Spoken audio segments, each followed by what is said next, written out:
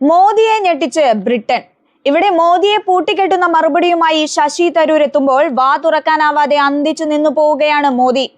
400-ൽ തൊടാനാവാതെ കനത്ത തോൽവിയിലേക്ക് മോദിയും കൂട്ടരും കൂപ്പുകുത്തിയപ്പോൾ പ്രധാനമന്ത്രി കസേരയ്ക്ക് പഴയതുപോലെ ഒരു ഉറപ്പില്ല. എപ്പോൾ വേണമെങ്കിലും താഴെ വീഴുമെന്ന അവസ്ഥയിലാണിപ്പോൾ മൂന്നാം മോദി സർക്കാർ.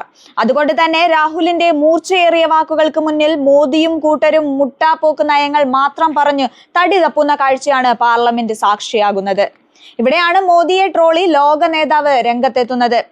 ഒടുക്കം അത് സംഭവിച്ചു, പക്ഷേ മറ്റൊരു രാജ്യത്താണെന്ന് മാത്രം എന്നാണ് ലേബർ പാർട്ടിയുടെ 412 സീറ്റിലെ വിജയത്തെ ശശി തരൂർ BJPക്കെതിരെ ആയുധമാക്കിയത്.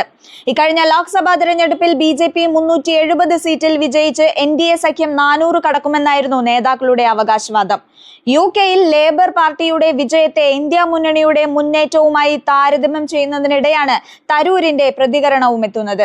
UK-യിലെ രാഷ്ട്രീയ മാറ്റം ഒരു മാസം മുമ്പത്തെ ഇന്ത്യയിലെ രാഷ്ട്രീയ മാറ്റത്തെ ഓർമ്മിപ്പിക്കുന്നതാണെന്ന് കോൺഗ്രസ് ജനറൽ സെക്രട്ടറി ജയറാം രമേശ് അഭിപ്രായപ്പെട്ടിരുന്നു. ഇക്കഴിഞ്ഞ ലോക്സഭാ തെരഞ്ഞെടുപ്പിൽ 400 സീറ്റ് അവകാശപ്പെട്ട NDA 293 സീറ്റിലാണ് വിജയിച്ചത്.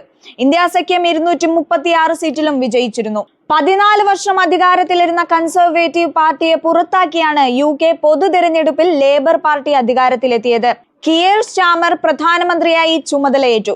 പരാജയത്തിന്റെ ഉത്തരവാദിത്തം ഏറ്റെടുത്ത് ഋഷി സുനക് വരും ദിവസങ്ങളിൽ കൺസർവേറ്റീവ് പാർട്ടിയുടെ നേതൃസ്ഥാനമൊഴിയും. ആകെയുള്ള 650 ലോക്സഭാ സീറ്റിൽ ലേബർ പാർട്ടി 411 സീറ്റിലേക്ക് കുതിച്ചപ്പോൾ കൺസർവേറ്റീവ് പാർട്ടി 121 സീറ്റിൽ ഒതുങ്ങി. ലിബറൽ ഡെമോക്രാറ്റ്സ് 71 സീറ്റിൽ വിജയിച്ചു.